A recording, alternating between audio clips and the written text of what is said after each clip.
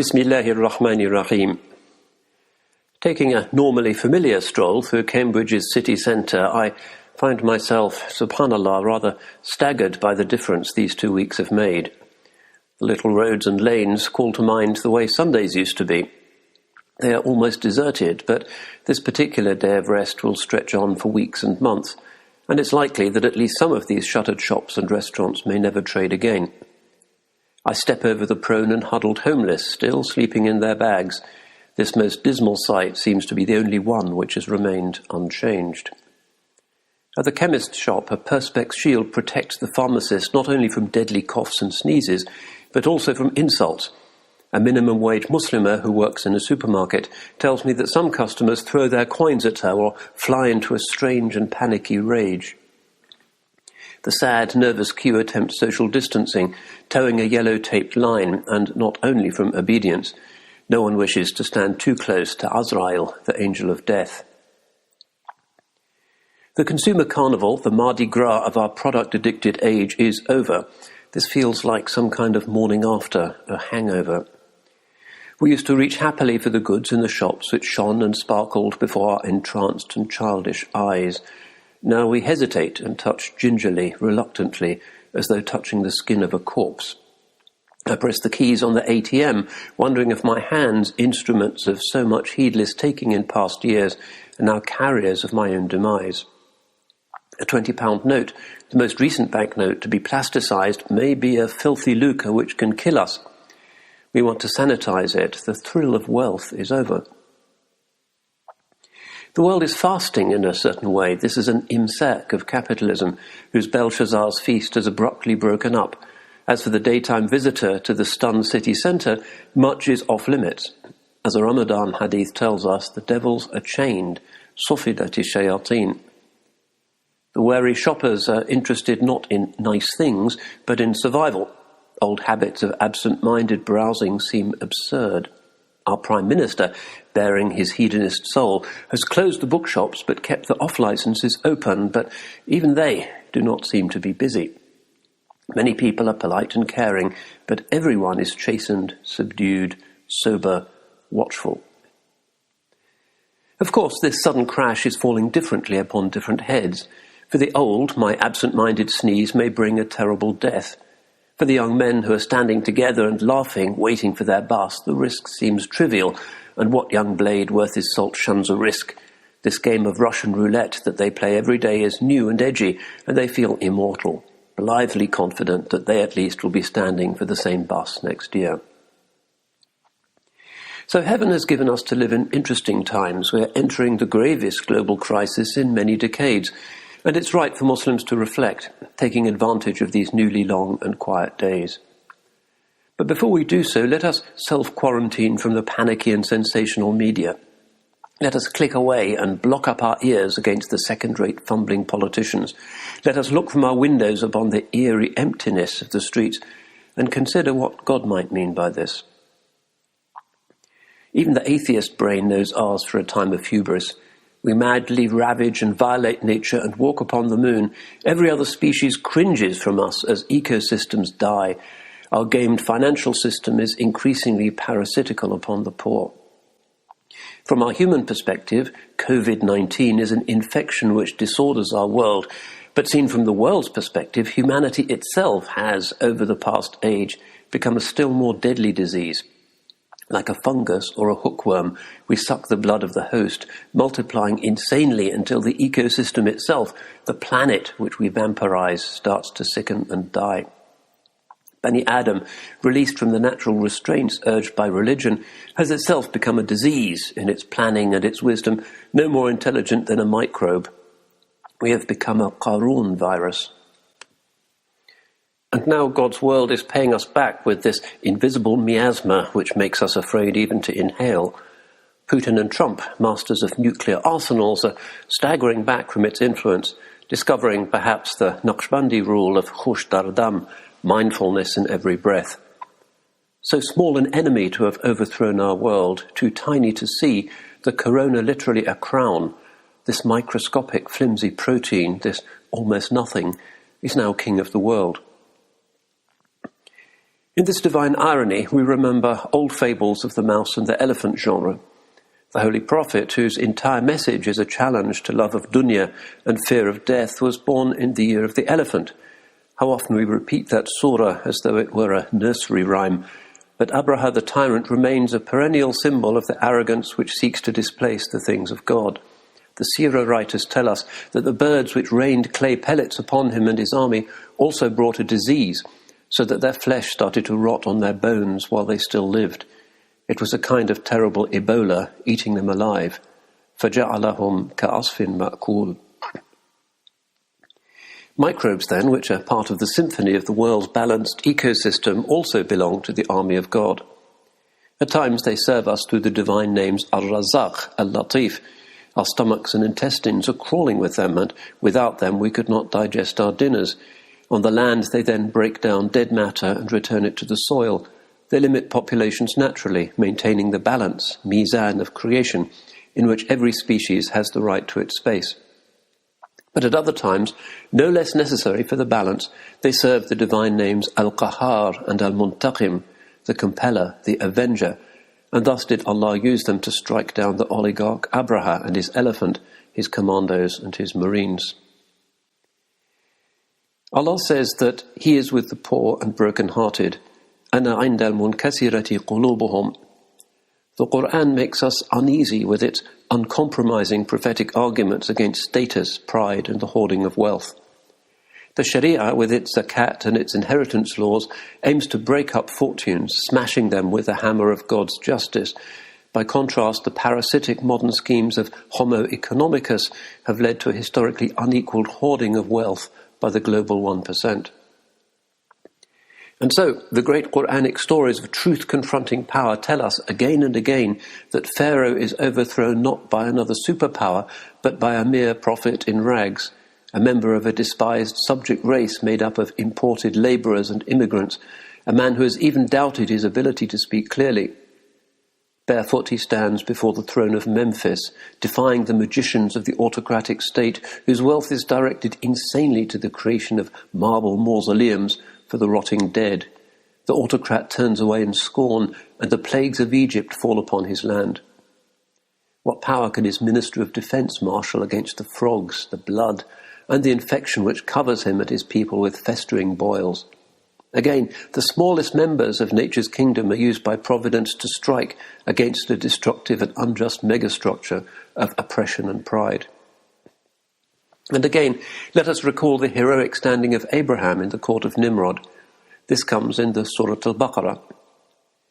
أَلَمْ تَرَ إِلَى الَّذِي حَاجَّ إِبْرَاهِيمَ فِي رَبِّهِ أَنْ آتَاهُ اللَّهُ الْمُلْكَ إِذْ يَقُولُ إِبْرَاهِيمُ رَبِّيَ الَّذِي يُحْيِي وَيُمِيتُ قال أنا أحيي وأميت قال إبراهيم فإن الله يأتي بالشمس من المشرق فأت به من المغرب فبهت الذي كفر والله لا يهدي القوم الظالمين.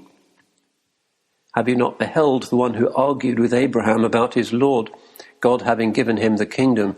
And Abraham said, My Lord is he that gives life and death. And he replied, I give life and death. The commentators record Nimrod at that point displaying his power by proudly and hard-heartedly pardoning a prisoner and executing another, a ruler's godlike power of amnesty. And Abraham said, Allah brings the sun from the east, so bring it you from the west. And thus the one who disbelieved was refuted, and God does not guide the unjust people. The tafsir authors mentioned that the populace would come to Nimrod and affirm him as their Lord, Rabb. He would then give them food. فَإِذَا دَخَلُوا عَلَيْهِ قَالَ مَنْ رَبُّكُمْ فَيَقُولُونَ أَنْتُمْ. And then Abraham comes, and when he is asked the same question, he says, رَبِّيَ الَّذِي يُحْيِي وَيُمِيتُ. My Lord is he that gives life and death.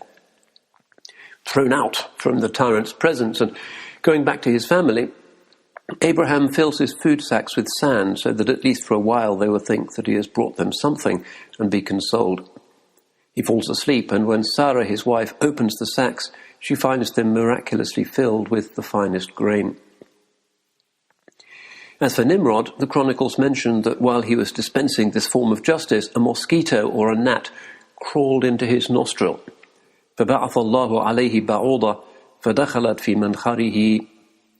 It bit him, and this caused him such excruciating torment that he started to hit the walls of his palace with his head until, after years of pain, he died.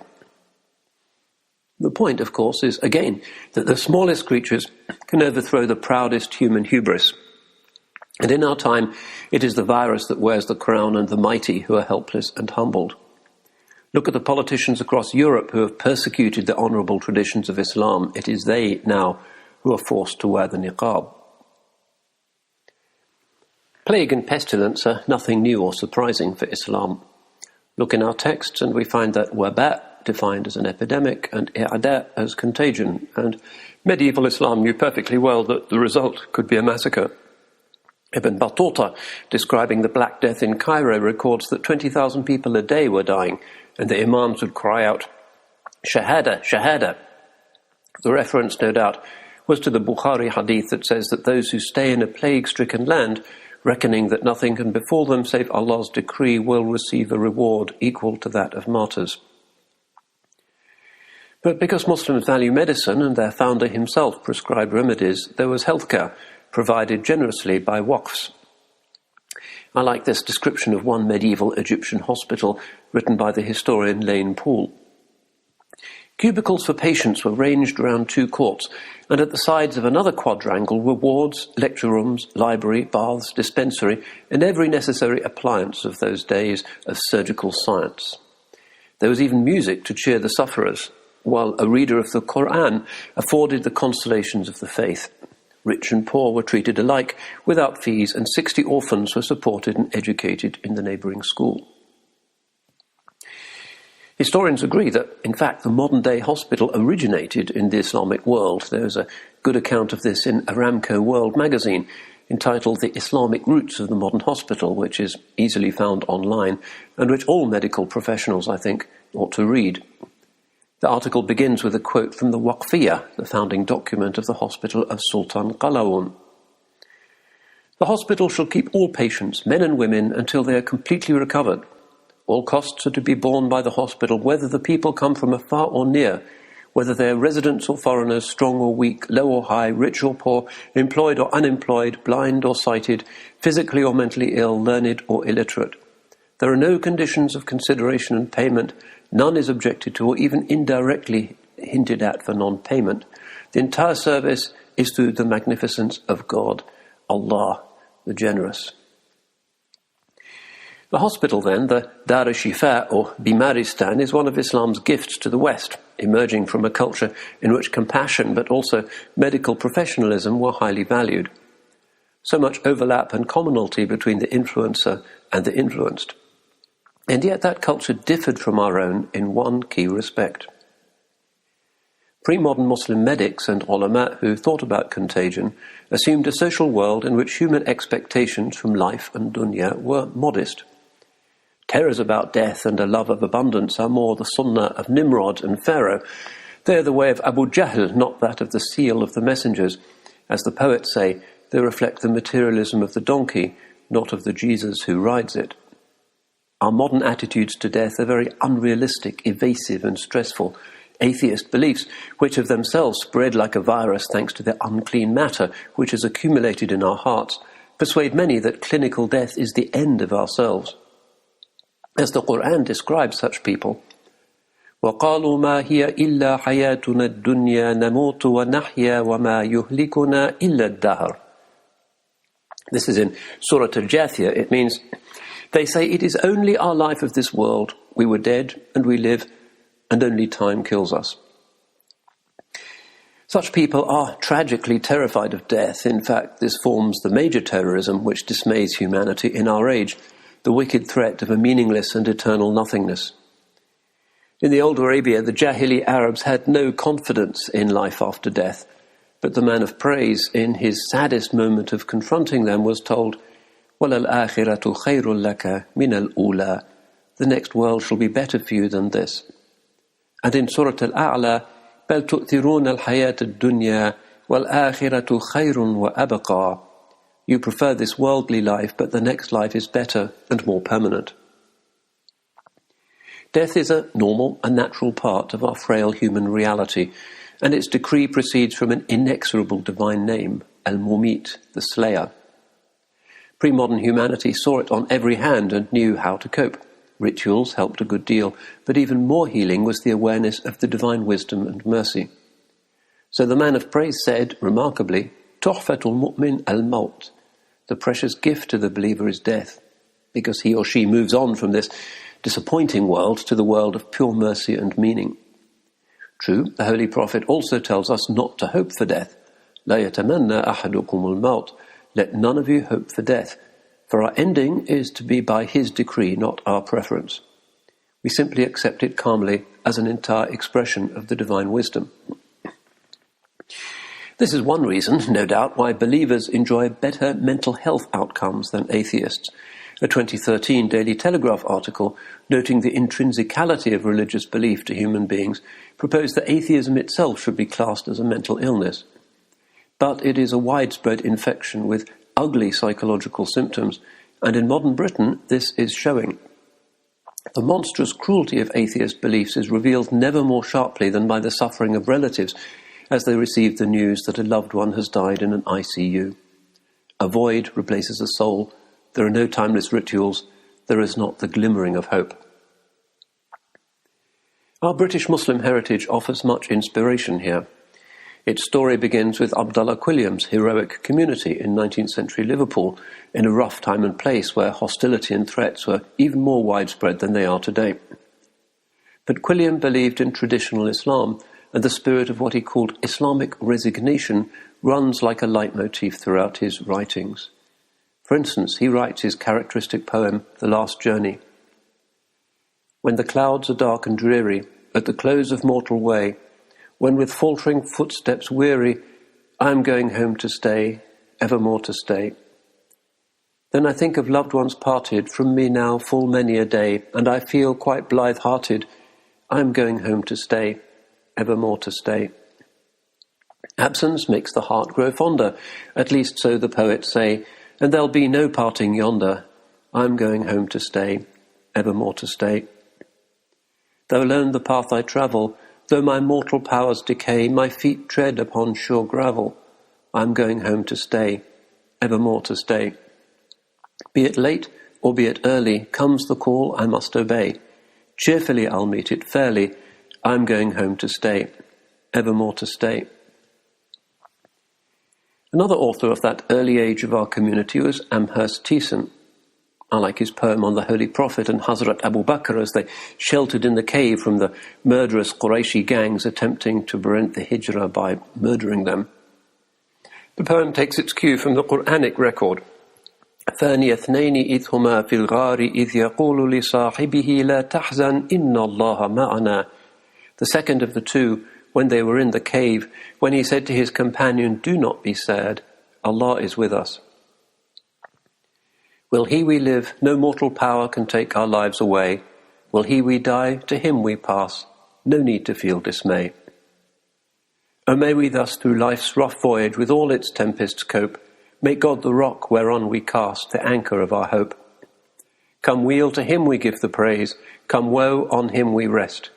In death is bliss to hearts assured, whate'er he sends is best. For Thiessen and for the forerunners of our British Muslim community, Islam is quintessentially the religion of submission, not only to God's amr taklifi, the commandments of Sharia, but his amr takwini, his command which shapes every event in the world, including the command which says that we must die. Ours is preeminently and proudly the religion of tawakkul, of rida, of taslim. Thus the wali, the truly Muslim person, is of those whom la khawfun alayhim wa la hum yahzanun. They fear not, neither do they sorrow. For God has commanded us to say, لَن يُصِيبَنَا إِلَّا مَا كَتَبَ اللَّهُ لَنَا. Nothing will afflict us other than what God has written for us. So we mourn our dead, and this is a natural and a healing reflex, and we believe in medicine, but we do not panic. Death is a natural part of the glorious system of God's universe, with its cycles of birth, growth, flourishing, fertility, and death, a creation which contains jalal as well as jamal, rigor as well as beauty. As Ibrahim Haqqi, the Turkish poet, writes, What comes from thee is good for me, the rose's blossom or the rose's thorn. A robe of honour or my deathly shroud, good is thy gentleness, good is thy rigour. Hence the modern wailing of the world which we hear all around us, including that of the Amalekites of our age, like Donald Trump, who is clearly terrified that a mosquito might crawl up his nose, is not a chorus we can join. Instead, we instinctively say, Hasbunallah wa ni'mal wakil. Allah is enough for us and an excellent guardian. Or we say, Inna lillah wa inna ilayhi raji'un. We belong to Allah and to Him shall we return. Many years ago, I used to ride shared taxis which hurtled alarmingly between the cities of Jeddah and Medina. They were usually ramshackle conveyances, packed with Yemeni workers, and on a number of occasions, he narrowly escaped the angel of death. I remember one night with a driver pushing 150 kilometres per hour on the clock, a herd of camels suddenly ran across the motorway in front of us. With perhaps a 10% chance of survival, the driver reacted instantaneously, steering us through a narrow gap between the stampeding animals, and we lived. Ya Allah, said all the passengers as death suddenly rushed towards us, and then, Subhanallah. Afterwards, the event seemed hardly significant. Shortly afterwards, stopping at a Saudi motorway service station, I saw an old man sitting on the concrete selling framed Quranic calligraphy. He had only one text, Kullu nafsin dha'iqatul maut. Every soul shall taste of death. He would not do good business at a welcome break on the M15, I think. But for Muslims, death is simply another aspect of the human experience, a decree from His wisdom, its manner and time determined by the best of judges. The current khawf and huzn, this epidemic of fear and sorrow which are paralysing our supposedly blasé and sophisticated world, are not only about death, however, but about the frailty, the precariousness of dunya as well. The FTSE All-Share Index has dropped through the floor, 35% in the red and counting. Unemployment is growing 10 times as fast as it did after the 2008 financial crisis. Businesses are folding and dying. The poor and helpless on 0 hours contracts and gig economy jobs are already facing hunger. This will fall heavily on our community. Tandoori restaurants and taxi businesses are very vulnerable. Failed asylum seekers and the visa-less can even be denied healthcare. As usual, the weakest and the poorest suffer most. But this is Ishmael's fate. We live on the wrong side of the Gaza wall. Again, we reflect that in an age of spiralling inequalities and titanic arrogance, God is always with the weak, the hungry and the despised. The Holy Prophet himself prayed to be resurrected among the destitute. We need our basics from dunya. We have the right to our qut, our daily bread, but the mad love of consumption which has become modern man's lethal addiction is hateful to heaven. The Quran says, اعلموا أنما الحياة الدنيا لعب ولهو وزينة وتفاخر بينكم وما الحياة الدنيا إلا متاع غرور. Know that the life of this world is only a game and a play and adornment and boasting among you, and the life of this world is only the enjoyment of beguilement. Our product addiction is murdering Mother Earth, hence our idea that humanity is itself a disease, killing its planetary host. We are all the Qarun virus. But it is killing our souls and our societies as well. The believer is not much given to shopping, although she or he takes pleasure in treating guests well. The Holy Prophet's home was so simple that his door was not made of wood, but of a simple length of sackcloth. Kun fi dunya ka'annaka gharib aw abir as-sabil, he says. Be in this world as though a stranger or a traveller. So the believer in isolation is further from dunya. There is a detachment, and he revives some of the key benefits of khalwa or uzla, remembering the possibility of experiencing clear-heartedness when distractions and worldly pleasures are at arm's length. The Blessed Virgin saw the angel when she was on her own in the desert, and the same angel came to the best of creation when he was alone, yatahannath, in the cave of Hira. Our moment, then, is an opportunity to reactivate the honourable and richly rewarding Islamic customs of khalwa and uzla and i'tikaf. Perhaps if Mr. Hancock's predictions of an unlocking at the end of April come true, it will be a 40-day retreat. Literally, a true quarantine, an arba'in, a chilla. During this time, the atheist materialist world will be suffering from boredom, fear, and financial anxiety. Its dilemma is clear. Either leave people in their homes or revive the economy. The fear of death and the fear of poverty are two agitated giants clashing in their hearts. To the extent that we have internalized our Islam, we will not suffer much from such clashes or from such fears. The future belongs to Allah, not to man. All is His, and we travel into it as He decrees. Meanwhile, we're experiencing this quarantine from dunya.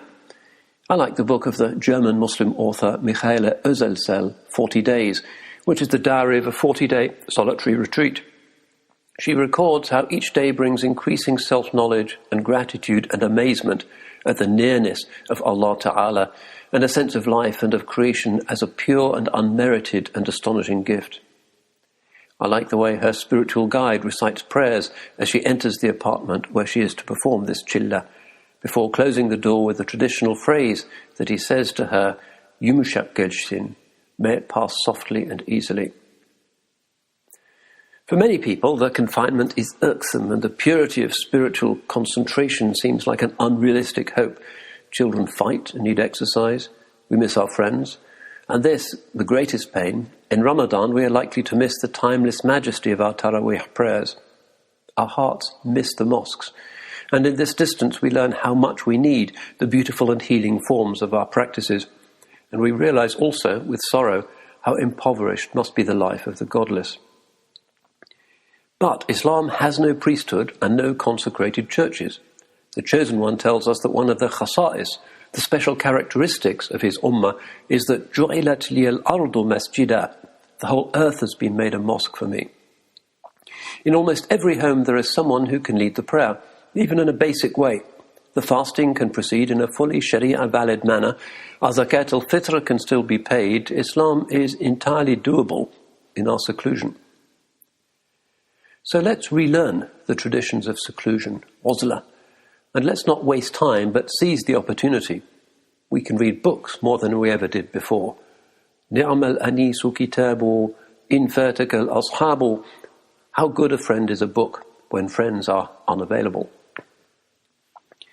As we spend our days in peaceful detachment and our hearts calm down, in an uncanny way we can establish a feeling of connection with the souls of scholars of past ages by respectfully engaging with their works. We can, in some mysterious sense, become their disciples. We can enjoy their company.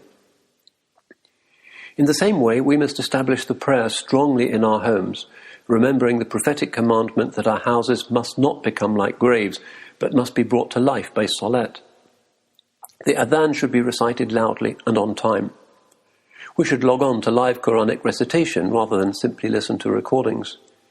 We can take online Islamic classes and systematically learn things we should have known long ago, especially the basic obligations, fard a'yan. This can be a lifetime opportunity to increase in ilm, to catch up on what we should have done before, and to taste the unique blessings of increased amal. In times of fitna, particularly amid the seditions and sorrows of the end times, the prophetic instruction is firstly to break your swords, وَاضْرِبُوا بِسُيُوفِكُمُ الْحِجَارَةِ, and to become like a piece of furniture in your house. كُنْ حِلْسًا مِنْ أَحْلَاسِ بَيْتِكَ. The intention should be to avoid the distractions of the tumultuous outside world. In many countries, for instance, the temptations of the treacherous glance in the underdressed summer months, the risks of improper conversations, of backbiting and slander, or pointless shopping expeditions and extravagant restaurant meals. But our imams, including Imam al-Ghazali, emphasize that the intention must primarily be to keep others safe from our own evils, not to be safe from theirs. By self-isolating, we avoid infecting other people with our bad habits and our poor adab. We now inflict less harm upon the world. So we ask Allah, perhaps on the night of the middle of Sha'ban itself, that this opportunity for retreat be for us a blessed time of sabr and of shukr, of tawakkul and taslim, and that He decree a blessed outcome. We were all running too fast after dunya, and we need to stop and draw breath for a while. May we enter Ramadan, therefore, in a calm and well-prepared state of prayer and attentiveness to our duties and to the presence of Allah Ta'ala. May it be the best Ramadan of our lives, free of laziness and full of constructive family love, forgiveness, prayer, and the gaining of knowledge. May this self-isolation end, as Ramadan always ends, not with a sense of release, but with a sense that a spiritual and special time has been experienced and will be missed. And we will pray too for mercy upon our dead, and for greater taqwa in our hearts. And we will pray that the mighty will be humbled, that the dead hand of materialism will be lifted from a frantic and greedy and stressed Bani Adam, and that this will be a time of reflection and return to haqq, not only for the Ummah but for all of humanity, which has suffered from its own sins for too long and craves the merciful, guiding restoration of its heart by the grace of heaven. Barakallahu fikum, wal-afu minkum, wassalamu alaykum wa rahmatullah.